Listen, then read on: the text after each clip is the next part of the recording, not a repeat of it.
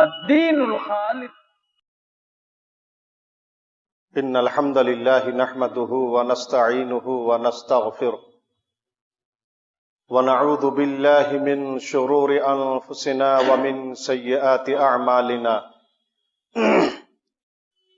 من يهده الله فلا مضل له ومن يضلله فلا هادي له واشهد ان لا اله الا الله واشهد ان محمدا عبده ورسوله. يا أيها الذين آمنوا اتقوا الله حق تقاته ولا تموتن إلا وأنتم مسلمون.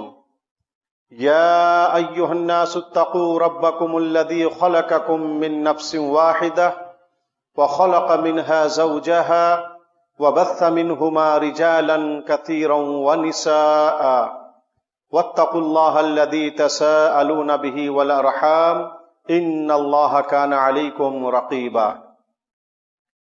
یا ایہا الذین آمنوا اتقوا اللہ وقولوا قولا سدیدا یصلح لکم اعمالکم ویغفر لکم ذنوبکم ومن یطع اللہ ورسولہ فقد فاز فوزا عظیما. اما بعد فإن خیر الحدیث کتاب اللہ وخير الهدي هدي محمد صلى الله عليه وسلم وشر الأمور محدثاتها وكل محدثة بدعة وكل بدعة ضلالة وكل ضلالة في النار. فاعوذ بالله من الشيطان الرجيم. بسم الله الرحمن الرحيم. إنا خلقنا الإنسان من نطفة أمشاج نبتليه فجعلناه سميعا بصيرا. وقال الله عز وجل الذي خلق الموت والحياة ليبلوكم أيكم أحسن عملا. وقال الله تبارك وتعالى في موضع آخر وهو الذي جعلكم خلائف الأرض ورفع بعضكم فوق بعض درجات ليبلوكم فيما آتاكم إن ربك سريع العقاب. وقال النبي صلى الله عليه وسلم ليس شيء أكرم على الله تعالى من الدعاء. رواه ابن ماجه عن أبي هريرة رضي الله تعالى عنه وصححه الإمام الألباني رحمه الله. وقال النبي صلى الله عليه وسلم إن الدعاء ينفع مما نزل ومما لم ينزل فعليكم عباد الله بالدعاء. رواه الترمذي عن ابن عمر رضی اللہ تعالی عنہما وصححہ الالبانی رحمہم اللہ. معزز علماء کرام، ملت کے بزرگوں، دوستوں، ملت کے نوجوانوں اور عزیز بچوں، آج کا یہ پروگرام، آج کی یہ نشست اور آج کی یہ مجلس، جیسا کہ آپ لوگوں نے سنا، یہ اصلاحی اور تربیتی مجلسوں، نشستوں اور پروگراموں کا ایک سلسلہ ہے. اور آج کی اس مجلس کا انعقاد خصوصی طور پر شہر بمبئی سے تشریف لائے ہوئے مہمان گرامی فضیلت الدکتور عبد الکریم صاحب سلفی علی حفظہ اللہ کی تقریر کے لیے اور ان کے وعظ کے لیے، ان کے درس کے لیے آج کی مجلس کا انعقاد خصوصی طور پر عمل میں آیا ہے. چند منٹ میں آپ کے درمیان کچھ مفید باتیں کتاب و سنت کی روشنی میں اس امید سے کہنے جا رہا ہوں کہ آپ سبھی حضرات بغور سنیں اور سننے سے زیادہ اس پر عمل کرنے کی ہر ممکن کوشش کریں. اللہ تبارک و تعالیٰ سے دعا ہے اللہ ہم تمام مسلمانوں کو کتاب و سنت کو سمجھنے کی، سمجھانے کی، سننے کی، سنانے کی اور اس پر عمل کرنے کی توفیق عنایت فرما. میرے بھائیوں، اگر ہم یوں ہی کتاب و سنت کی باتیں سننے اور سنانے ہی کی حد تک اگر ہم محدود رکھیں اور اس پر عمل نہ کریں تو ہمارا سننا اور سنانا اور ہمارا بیٹھنا اور اس طرح کی جو اصلاحی مجلسیں ہیں، نشستیں ہیں، ان کو منعقد کرنا نہ صرف یہ کہ بے سود ہوگا، غیر مفید ہوگا، بلکہ اللہ تبارک و تعالیٰ کے یہاں مواخذہ ہوگا اور پکڑ ہوگی اور گرفت ہوگی. اور اللہ تبارک و تعالیٰ کے یہاں جو مواخذہ ہوگا، جو گرفت ہوگی، وہ بہت ہی سخت ہوگی. اللہ تبارک و تعالیٰ نے ارشاد فرمایا ان بطش ربک لشدید، بے شک تمہارے پروردگار کی پکڑ، تمہارے رب کی پکڑ بہت ہی سخت ہوگی. لہذا ہمیں اور آپ کو چاہیے کہ ہم اور آپ اپنی نیت کے اندر اخلاص پیدا کریں، اپنے ارادے کو نیک بنائیں اور اپنے دلوں میں اخلاص و للہیت پیدا کریں، اور اس نیت سے کتاب و سنت کی بات سنیں اور سنائیں کہ ہم اس پر عمل کریں گے اور سعادت دارین حاصل کرنے کی ہر ممکن کوشش کریں گے. اللہ تبارک و تعالی ہمیں اس کی توفیق دے.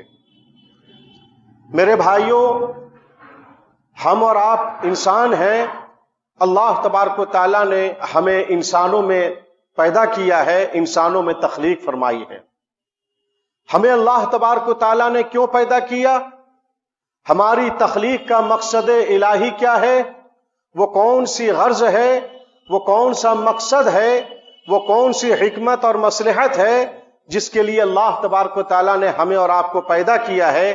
اسے جاننے کی ہمیں اور آپ کو بہت زیادہ کوشش کرنی چاہیے، اور اسی کی روشنی میں ہمیں اپنی زندگی گزارنی چاہیے. کتنے انسان ہیں دنیا میں؟ ہزاروں، لاکھوں، کروڑوں، اربوں کی تعداد میں انسان دنیا میں پیدا ہوئے اور گزر گئے. ابھی بھی کروڑوں کی تعداد میں، اربوں کی تعداد میں انسان دنیا میں زندہ ہیں، اور قیامت تک نہ جانے کتنے انسان پیدا ہوں گے، وہ اللہ ہی بہتر جانتا ہے. آخر ان انسانوں کو اللہ تبارک و تعالیٰ نے کیوں پیدا کیا؟ انسانوں کی تخلیق کیوں عمل میں آئی؟ آئیے اس کے تعلق سے میں آپ کو کہہ دوں. سورہ دہر آیت نمبر 2 کے اندر اللہ تبارک و تعالیٰ نے ارشاد فرمایا اِنَّا خَلَقْنَا الْإِنسَانَ مِن نُطْفَةٍ أَمْشَاجٍ لِنَبْتَلِيهِ فَجَعَلْنَاهُ سَمِيعًا بَصِيرًا. اللہ تبارک و تعالیٰ نے فرمایا کہ ہم نے انسانوں کو ملے جلے نطفے سے پیدا کیا. ملے جلے نطفے سے یعنی مرد اور عورت کے ملے جلے نطفے سے میں نے انسانوں کو پیدا کیا ہے. کیوں پیدا کیا ہے؟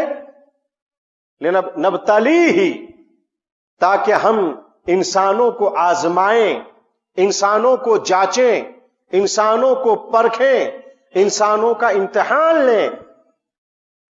اور اسی مقصد سے اللہ تعالیٰ نے فَجَعَلْنَاهُ سَمِيعًا بَصِيرًا، ہم نے انسانوں کو سننے والا اور دیکھنے والا بنایا ہے. یہ بصارت جس سے ہم دیکھتے ہیں، یہ سماعت جس سے ہم سنتے ہیں، اللہ تعالیٰ نے یہ سماعت اور بصارت کی قوت ہمیں اس لیے عطا کی ہے تاکہ ہم انسان حق و باطل کو سنیں، دیکھیں اور اس کو سمجھنے کی کوشش کریں. اور انسان کو اللہ تعالیٰ نے اختیار دے دیا ہے، چاہے تو وہ اطاعت الہی کا راستہ اختیار کرے اور چاہے تو وہ معصیت الہی کا راستہ اختیار کرے. اللہ تعالیٰ یہاں پر ہمیں آزمانے کے لیے، امتحان لینے کے لیے، ہمیں جانچنے اور پرکھنے کے لیے اللہ تعالیٰ نے پیدا کیا. یہ سورہ دہر کی آیت نمبر 2 ہمیں بتلا رہی ہے کہ ہمیں جو زندگی میں ہمیں جو زندگی ملی ہے، اور ہم انسانوں کو جو اللہ تبارک و تعالیٰ نے موت دیا ہے، اس زندگی اور موت کو اللہ تعالیٰ کے دینے کا مقصد یہ ہے کہ اللہ تعالیٰ انسانوں کو آزمائے کہ کون انسان عمل کے اعتبار سے اچھا ہے. اللہ اور اس کے رسول کی اطاعت و فرما برداری میں کس انسان کی زندگی گزر رہی ہے اور کس کی زندگی معصیت الہی میں اور اللہ کی نافرمانی میں گزر رہی ہے.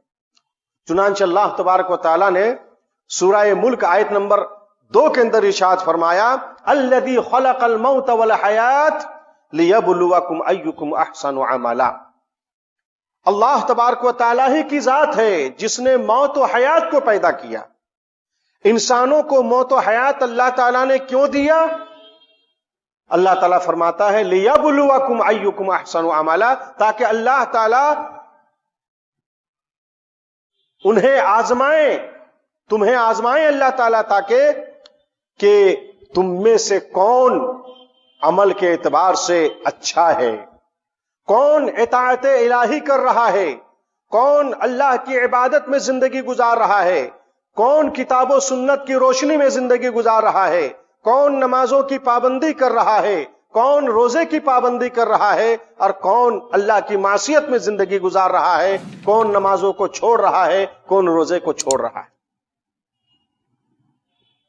میرے بھائیوں، قرآن کریم کی یہ دونوں آیتیں ہمیں بتلا رہی ہیں کہ یہ جو اللہ تبارک و تعالی دنیا کے اندر عزت و سربلندی دیتا ہے، مقام و مرتبہ دیتا ہے، یا کہ اللہ تبارک و تعالی کسی کی عزت و سربلندی کو سلب کر لیتا ہے، چھین لیتا ہے، اور کسی کو محکومیت کی زندگی دیتا ہے، یہ ساری چیزیں ابتلاء اور آزمائش کے لیے ہے۔ اللہ تعالیٰ جو کچھ دیتا ہے، صحت و تندرستی دے کر کے اللہ تعالیٰ انسانوں کا امتحان لیتا ہے، تو بیماری اور کمزوری دے کر کے امتحان لیتا ہے، تو مال و دولت دے کر کے اللہ تعالیٰ امتحان لیتا ہے، تو غربت اور مفلسی میں سے دوچار کر کے اللہ تعالیٰ امتحان لیتا ہے۔ اسی طریقے سے اللہ تبارک و تعالیٰ کسی کو حاکم بنا کر کے، کسی کو حکمراں بنا کر کے، کسی کو ذمہ دار بنا کر کے، کسی کو عہدہ دے کر کے امتحان لیتا ہے، تو کسی کو کسی کے ماتحت رکھ کر کے اللہ تعالیٰ امتحان لیتا ہے۔ چنانچہ سورہ انعام آیت نمبر 165 کے اندر اللہ تبارک و تعالیٰ نے ارشاد فرمایا، وَهُوَ الَّذِي جَعَلَكُمْ خَلَائِفَ الْأَرْضِ وَرَفَعَ بَعْضَكُمْ فَوْقَ بَعْضٍ دَرَجَاتٍ لِيَبْلُوَكُمْ فِيمَا آتَاكُمْ۔ اللہ تبارک و تعالیٰ ہی کی ذات ہے جس نے تمہیں زمین کی خلافت عطا کی ہے، جس نے تمہیں زمین کا خلیفہ مقرر کیا ہے، خلیفہ بنایا ہے۔ یہ حکمرانی، یہ عہدہ، یہ درجہ اور رتبہ اور یہ مقام و مرتبہ دینے والا اللہ تبارک و تعالیٰ ہے۔ وَرَفَعَ بَعْضَكُمْ فَوْقَ بَعْضٍ دَرَجَاتٍ، اور تم میں سے ایک کا مرتبہ دوسرے پر بلند بنایا ہے، درجہ اور رتبہ میں کسی کو کم کسی کو زیادہ بنایا ہے، کسی کو حاکم کسی کو محکوم، کسی کو ذمہ دار کسی کو ذمہ دار کے ماتحت رکھا ہے، کسی کو اونچا مقام دیا ہے کسی کو نیچا مقام دیا ہے، کسی کو علم سے نوازا ہے کسی کو جہالت سے دوچار کیا ہے، کسی کو مالداری میں اونچا مقام دیا ہے کسی کو مالداری میں نیچا مقام دیا ہے، کسی کو صاحب حیثیت بنایا ہے کسی کو کم حیثیت والا اللہ تعالیٰ نے بنایا۔ کیوں بنایا ہے؟ لِيَبْلُوَكُمْ فِيمَا آتَاكُمْ، تاکہ اللہ تبارک و تعالیٰ تمہیں جو کچھ بھی دیا ہے اللہ تعالیٰ اس میں تمہیں آزمائے اور تمہیں جانچے، تمہیں پرکھے اور تمہارا امتحان لے۔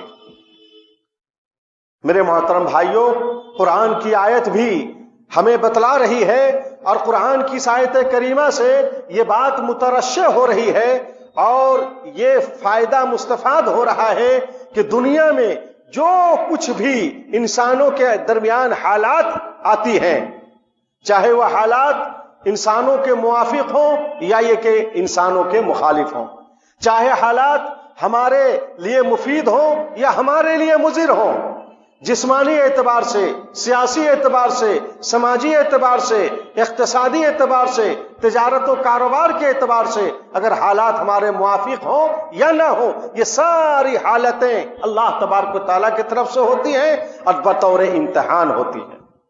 اللہ تبارک و تعالیٰ نے سورہ بقرہ آیت نمبر 35 کے اندر ارشاد فرمایا، مشہور آیت کریمہ ہے، وَلَنَبْلُوَنَّكُمْ بِشَيْءٍ مِّنَ الْخَوْفِ وَالْجُوعِ وَنَقْصٍ مِّنَ الْأَمْوَالِ وَالْأَنفُسِ وَالثَّمَرَاتِ وَبَشِّرِ الصَّابِرِينَ۔ اللہ تبارک و تعالیٰ نے فرمایا کہ اے لوگوں، اے انسانوں، اے مسلمانوں، میں کسی نہ کسی طریقے سے تم لوگوں کا میں امتحان لوں گا، ہم تمہاری آزمائش کریں گے، تمہیں جانچیں گے اور پرکھیں گے کسی نہ کسی طریقے سے۔ من الخوف، مخالفین، معاندین اور دشمنوں کا خوف تم پر مسلط کر کے ہم امتحان لیں گے، تمہیں آزمائیں گے۔ والجوع، بھوک اور پیاس سے دوچار کر کے ہم تمہیں آزمائیں گے، تمہیں جانچیں گے اور تمہیں پرکھیں گے۔ وَنَقْصٍ مِّنَ الْأَمْوَالِ وَالْأَنفُسِ وَالثَّمَرَاتِ، مالوں میں، جانوں میں اور پھلوں میں کمی کر کے بھی ہم تمہیں آزمائیں گے اور تمہیں جانچیں گے اور تمہیں پرکھیں گے۔ وَبَشِّرِ الصَّابِرِينَ، اے محمد صلی اللہ علیہ وسلم، آپ مصیبت کی ان گھڑیوں میں صبر کرنے والوں کو آپ خوشخبری سنا دیجئے، دنیا اور آخرت کی کامیابی کی بشارت ان کو سنا دیجئے۔ میرے بھائیوں، اس سے صاف واضح ہو گیا کہ حالات جو ناموافق ہوتے ہیں، معاملات جو بگڑتے ہیں، اقتصادی بدحالی جو آتی ہے، اور اسی طریقے سے موت کی شکل میں جو مصیبتیں آتی ہیں، اور اسی طریقے سے کھیتوں میں اور درختوں میں پھلوں کی کمی کی شکل میں جو دقتیں آتی ہیں، یہ تمام چیزیں، یہ تمام مصائب و آلام، یہ تمام دقتیں، مشقتیں، یہ تمام پریشانیاں، یہ سب آزمانے بطور آزمائش آتی ہیں، اور اللہ تعالیٰ امتحان لینے کے لیے یہ ساری چیزیں ہم انسانوں پر مسلط کرتا ہے۔ میرے معزز سامعین، اس وقت ملکی بلکہ عالمی پیمانے پر اگر آپ دھیان دیں گے اور غور کریں گے تو آپ کو پتہ چلے گا کہ اس وقت پوری دنیا کی جو حالات ہیں، خواہ اقتصادی طور پر ہو، جنگی طور پر ہو، یا یہ کہ پالیسی کے طور پر ہو، یا یہ کہ سیاسی اور سماجی طور پر ہو، اگر دیکھیں گے تو آپ کو محسوس ہوگا کہ اس وقت حالات ہم مسلمانوں کے موافق نہیں ہیں۔ سازشیں ہمارے خلاف ہو رہی ہیں، تدبیریں اسلام اور مسلمانوں کے خلاف رچائی جا رہی ہیں، اور پالیسیاں اسلام اور مسلمانوں کے خلاف بنائی جا رہی ہیں، ماحول اسلام اور مسلمانوں کے خلاف بنایا جا رہا ہے، فضا ہمارے خلاف ہے، ماحول ہمارے موافق نہیں ہے۔ سیاسی حالات کو دیکھ لیں، یہ سب بطور آزمائش ہے، بطور امتحان ہے۔ قرآن کی آیتیں بتلا رہی ہیں، اور اس معنی اور مفہوم کی دیگر بہت ساری آیتیں ہیں، احادیث ہیں، جن سے یہ بات ثابت ہو رہی ہے کہ حالات میں جو عروج و زوال، مد و زجر اور اتار و چڑھاؤ جو آتا ہے، یہ ہماری آزمائش کے لیے، ابتلا کے لیے اور امتحان کے لیے، ہمیں جانچنے اور پرکھنے کے لیے اللہ تعالیٰ کی طرف سے یہ ساری چیزیں ہوتی ہیں۔ اگر ہم دقتوں میں گھر جائیں، اگر ہم مصیبتوں میں پھنس جائیں، اگر ہم مشقتوں سے دوچار ہو جائیں، تو مشقت کی اس گھڑی میں، مصیبت کی اس گھڑی میں اور تکلیف کے عالم میں ہمیں کیا کرنا چاہیے؟ ایک مومن کا کردار اس سلسلے میں کیا ہونا چاہیے؟ ایک مومن کو مومنانہ کردار اس سلسلے میں کیا پیش کرنا چاہیے؟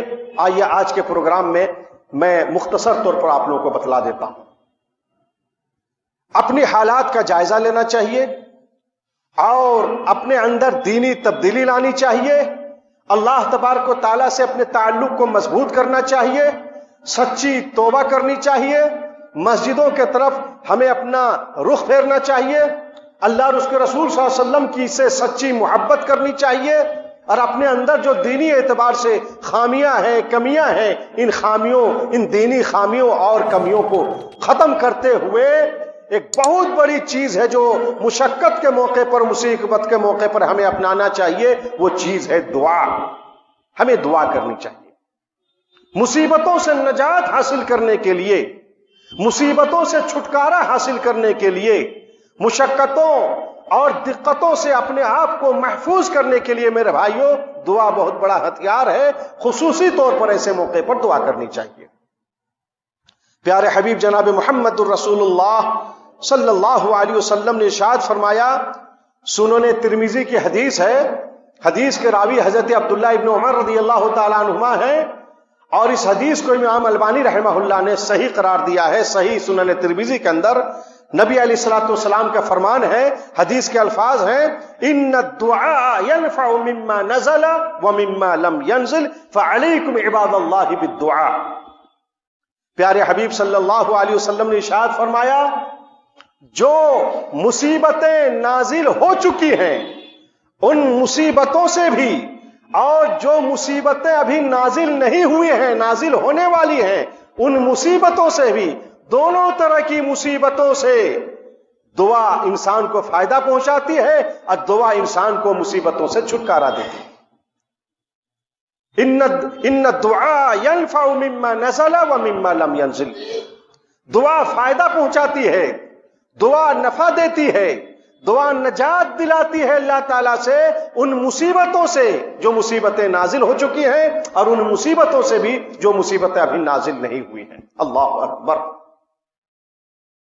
دعا کی اہمیت، اس کی فضیلت اور اس کی افادیت کو میرے بھائیوں آپ سمجھیں۔ پیارے حبیب صلی اللہ علیہ وسلم نے ارشاد فرمایا، یہ حدیث سنن ابن ماجہ کی ہے اور حدیث کے راوی حضرت ابو ہریرہ ہیں، اور اس حدیث کو امام البانی رحمہ اللہ نے صحیح قرار دیا ہے۔ حدیث کے الفاظ ہیں، لیس شیء اکرم علی اللہ تعالی من الدعاء، اللہ تبارک و تعالی کے نزدیک دعا سے مکرم، محترم اور باعزت اور درجہ اور رتبہ والا کوئی عمل نہیں۔ ان الدعاء والعبادہ، قرآن حدیث میں کہا گیا ہے کہ دعا ہی تو عبادت ہے۔ عبادت یہ دعا ہی تو ہے، اور کیا ہے؟ جب ہم نماز پڑھتے ہیں، سورہ فاتحہ پڑھتے ہیں، دعا ہے، رکوع میں دعا ہی پڑھتے ہیں، سجدے میں دعا ہی پڑھتے ہیں، تشہد میں دعا ہی پڑھتے ہیں، سلام پھیرنے کے بعد بھی دعا ہی پڑھتے ہیں۔ نماز میں دیکھیے تو دعا ہی دعا ہے، روزہ رکھتے ہیں اس میں بھی دعا کرتے ہیں۔ تو دعا مصیبت کی گھڑی میں، مشقتوں کی گھڑی میں دعائیں خاص طور پر کرنی چاہیے۔ یہ دعا ہے جو انسان کو مصیبتوں سے نجات مل سکتی ہے اور مشقتوں سے حفاظت انسانوں کو حاصل ہوتی ہے۔ آئیے انبیاء کرام علیہم السلام کی زندگی کو آپ دیکھیں، ان کے حالات زندگی کو آپ پڑھیں تو پتہ چلے گا کہ انبیاء کرام علیہم السلام اور خود ہمارے نبی جناب محمد الرسول اللہ صلی اللہ علیہ وسلم مصیبت کی گھڑی میں دعائیں کرتے تھے اور مصیبتوں سے نجات حاصل کرنے کے لیے اللہ تعالیٰ سے دعا کرتے تھے۔ حضرت آدم علیہ السلام جنت میں داخل کیے گئے، جنت میں ایک درخت کے قریب ان کو جانے سے روکا گیا اور وہ شجر ممنوعہ کے قریب گئے، اس کو کھا لیے۔ اللہ تبارک و تعالیٰ نے جنت سے حضرت آدم اور حوا علیہ السلام کو نکال دیا۔ آدم اور حوا علیہ السلام کے لیے یہ بہت بڑی مصیبت کی گھڑی تھی۔ کہاں جنت کی زندگی اور کہاں اس دنیا کی زندگی۔ جنت میں اللہ تعالیٰ کے نے ان کو داخلہ دیا، پھر جنت سے نکال دیا گناہوں کے پاداش میں، غلطی کے پاداش میں۔ بہت بڑی مصیبت تھی حضرت آدم اور حوا علیہ السلام کے لیے۔ ایسے موقع پر حضرت آدم اور حوا علیہ السلام نے اللہ تبارک و تعالیٰ سے دعا کی، ربنا ظلمنا انفسنا وان لم تغفر لنا وترحمنا لنکونن من الخاسرین۔ اے ہمارے پروردگار، اے ہمارے رب، اے اللہ، تو نے شجر ممنوعہ کے قریب جانے سے منع کیا تھا، تیرے منع کرنے کے باوجود میں نے شجر ممنوعہ کو کھا لیا، تیرے حکم کی نافرمانی کی۔ اے اللہ میں بہت گنہگار ہوں، اے اللہ تو ہمیں معاف فرما دے، ہمارے اوپر رحم فرما۔ اگر تو ہمیں معاف نہیں کرے گا، ہمارے اوپر رحم نازل نہیں کرے گا تو اے اللہ تو ہم ہلاک ہو جائیں گے، برباد ہو جائیں گے، خسران و نقصان سے دوچار ہو جائیں گے اور نقصان اٹھانے والوں میں سے ہو جائیں گے۔ حضرت آدم اور حوا علیہ السلام نے اللہ تعالیٰ سے دعائیں کی، اللہ تعالیٰ نے ان کی دعا کو قبول کی اور دنیا میں جو ان کے لیے مصیبتیں تھیں وہ مصیبتیں ان سے چھٹ گئی۔ حضرت یونس علیہ السلام کو دیکھیے، سمندر میں ڈال دیے گئے، سمندر میں ایک بڑی مچھلی نے ان کو نگل لیا، ایک تو سمندر کے اندر اور مچھلی کے پیٹ میں ہے۔ معمولی مصیبت تھی، بہت بڑی مصیبت تھی۔ مصیبت کچھ گھڑی میں حضرت یونس علیہ السلام نے کیا کیا؟ اللہ تعالیٰ کو پکارا، لا الہ الا انت سبحانک انی کنت من الظالمین۔ اے اللہ تیری ذات پاک ہے، اے اللہ میں ظالموں میں سے ہو گیا، میں نے ظلم ہی کیا ہے اپنے اوپر، اے اللہ ہماری حفاظت فرما لے۔ مچھلی کے پیٹ میں سمندر کے اندر ہیں، اللہ تعالیٰ نے ان کو بسلامت زندہ وہاں سے سمندر سے اور مچھلی کے پیٹ سے باہر نکال دیا۔ جی یہ ہے دعا کا اثر۔ حضرت ابراہیم علیہ السلام کو دیکھیے، آگ میں ان کو ڈالا جا رہا ہے۔ مفسرین نے لکھا ہے کہ ایسی آگ تیار کی گئی تھی اور اتنی بڑی جگہوں میں آگ تیار کی گئی تھی کہ اس کے اوپر سے پرندے کا اڑنا بڑا مشکل تھا۔ آگ میں ڈالا گیا، ابراہیم علیہ السلام نے اللہ تبارک و تعالیٰ سے دعائیں کی، اللہ تعالیٰ نے دعا کو قبول کیا اور وہ آگ ان کے لیے گلے گلزار بن گئی۔ حضرت موسیٰ علیہ السلام کی زندگی کو آپ پڑھ ڈالیے، حضرت عیسیٰ علیہ السلام کی زندگی کو پڑھ ڈالیے، حضرت نوح علیہ السلام کے حالات کو آپ پڑھیے اور دیگر جو انبیاء کرام ہیں ان کے حالات زندگی کو آپ پڑھیے، قرآن میں موجود ہے، احادیث میں موجود ہے، پڑھیے، آپ کو پتا چلے گا کہ انبیاء کرام علیہ الصلوۃ نے مصیبت کی گھڑی میں، مشقت کی گھڑی میں اور تکلیف کے وقت انہوں نے اللہ کو پکارا، اللہ سے دعائیں کی، اور اللہ تبارک و تعالیٰ نے مصیبتوں سے انہیں بچا لیا۔ حضرت ایوب علیہ السلام کے بارے میں پڑھیے، بیماریاں تھیں، قرآن میں موجود ہے، انہوں نے اللہ تعالیٰ سے دعا کی، بڑے مالدار تھے حضرت ایوب علیہ السلام، اب بڑے صحت مند تھے، بطور آزمائش اللہ تعالیٰ نے ان کو بیماری بھی دی اور غریبی بھی دی۔ مصیبت کی اس گھڑی میں انہوں نے اللہ تعالیٰ سے دعائیں کی، اللہ تعالیٰ نے دوبارہ ان کو صحت و تندرستی دیا پہلے کی طرح، اور ان کو مال و دولت سے پھر اللہ تعالیٰ نے ان کو نوازا۔ لہذا بیماری کی شکل میں اگر ہم مصیبت میں ہوں، غربت و مفلسی کی شکل میں اگر ہم مصیبت میں ہوں، حالات کے ناموافق ہونے کی شکل میں اگر ہم مصیبت میں ہوں، اگر پالیسیاں ہمارے خلاف بنائی جا رہی ہیں، اگر سازشیں ہمارے خلاف کی جا رہی ہیں، اگر تدبیریں ہمارے خلاف رچی جا رہی ہیں، اگر ہمارے خلاف دسیسہ کاریاں کی جا رہی ہیں، تو میرے مسلمان بھائیوں، ایسے وقت میں گھبرانا نہیں ہے، ایسے وقت میں ہمیں بے چین نہیں ہونا ہے، ایسے وقت میں ہمیں اپنے ہوش و حواس کو نہیں کھونا ہے، ایسے وقت میں ہمیں بہت زیادہ کبیرہ خاطر نہیں ہونا ہے، بلکہ ایسے وقت میں ہمیں اللہ تبارک و تعالیٰ کو یاد کرنا ہے، اللہ تعالیٰ سے دعائیں کرنی ہے، اور دعا کے لیے ہمیں نماز تہجد میں بیدار ہونا ہے، رات کے آخری پہر میں بیدار ہونا ہے، جس وقت اللہ تعالیٰ پکارتا ہے کہ ہے کوئی دعا کرنے والا کہ اس کی دعا کو قبول کروں، اور ایسے موقع پر آپ دعا کیجئے، انشاءاللہ مصیبتوں کا بادل چھٹے گا اور مشقتوں کے جو حالات ہیں وہ ختم ہوں گے، اللہ تعالیٰ امن و سکون دے گا، کھویا ہوا وقار کو اللہ تعالیٰ دے گا، عظمت رفتہ ہمیں دوبارہ مل جائے گی انشاءاللہ۔ جناب محمد رسول اللہ صلی اللہ علیہ وسلم کی سیرت طیبہ کو پڑھیں۔ آپ لوگ تو بار بار سنتے ہیں، میں بتاتا ہوں کہ ایک مسلمان ہونے کے ناطے، ایک امت محمدیہ، امت نبی علیہ السلام کی امت ہونے کے ناطے، کتاب و سنت کو ماننے کے ناطے ہمیں چاہیے کہ ہم ہمیشہ سیرت نبی اکرم صلی اللہ علیہ وسلم کی سیرت طیبہ کو ہم پڑھتے رہیں، اس کو ہم کو مطالعہ کرتے رہنا چاہیے۔ غزوہ بدر کا واقعہ پڑھیے، غزوہ بدر میں نبی علیہ السلام نے جو معمولی تعداد میں صحابہ کرام تھے ان کو میدان جنگ میں آپ نے ترتیب دی۔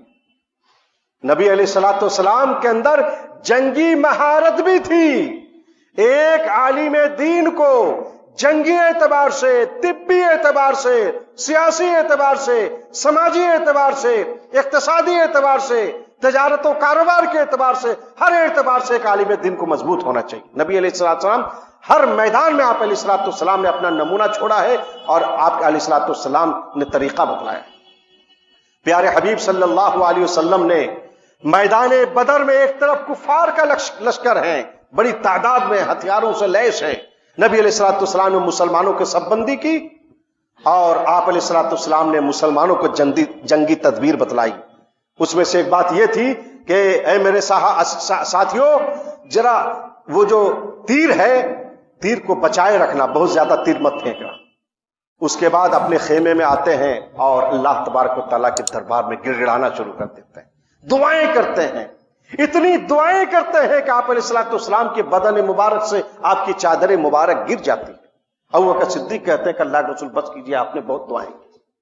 دیکھیے، مسلمان تعداد میں کم ہونے کے باوجود، جنگی اعتبار سے کمزور ہونے کے باوجود، مسلمانوں نے ایسی لڑائی کی، ایسا جہاد کیا، ایسی شجاعت و بہادری انہوں نے دکھائی، ایسی دلیری دکھائی، اور کفار و مشرکین کو ایسی شکست دیا کہ اس کا خوف، اس کا رعب پورے عرب کے اندر، مسلمانوں کا رعب پورے عرب کے مشرکوں میں، کفار کے دلوں میں بالکل چھا گیا اور بیٹھ گیا ہو۔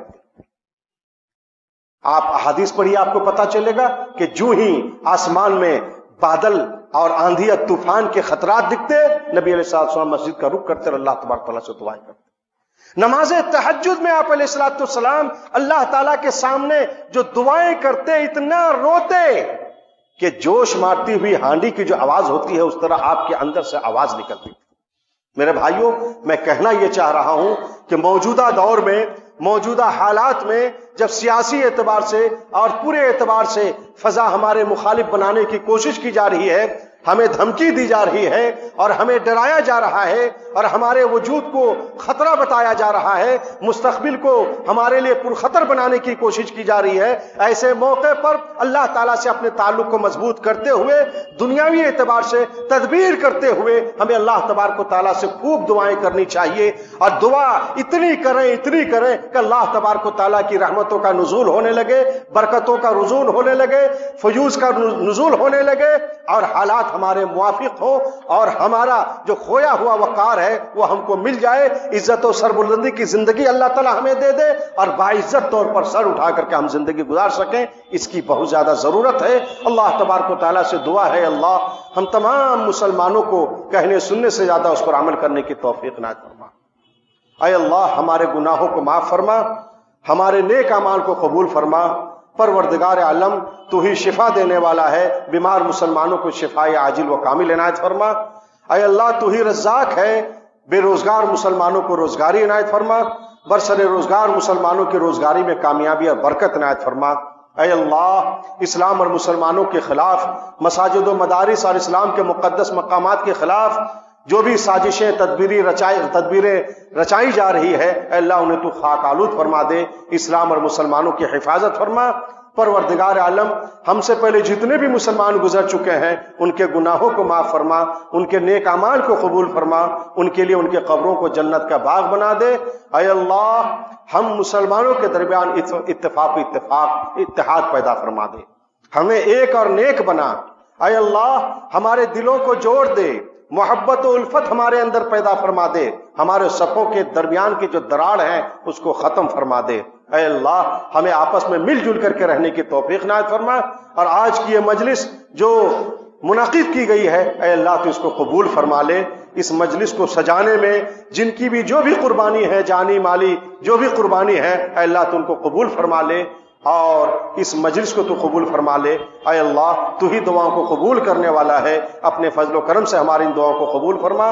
ربنا تقبل منا انك انت السميع العليم وتب علينا انك انت التواب الرحيم۔ صلی اللہ تعالی علی خیر خلق محمد وعلى آلہ وصحبہ اجمعین برحمتک یا ارحم الراحمین۔ والسلام علیکم ورحمۃ اللہ وبرکاتہ۔